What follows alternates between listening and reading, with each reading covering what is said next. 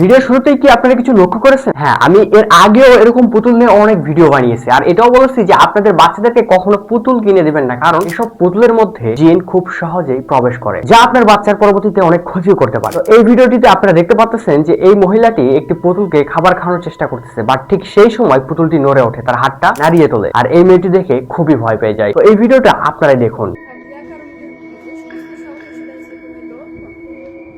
Разные овощи есть.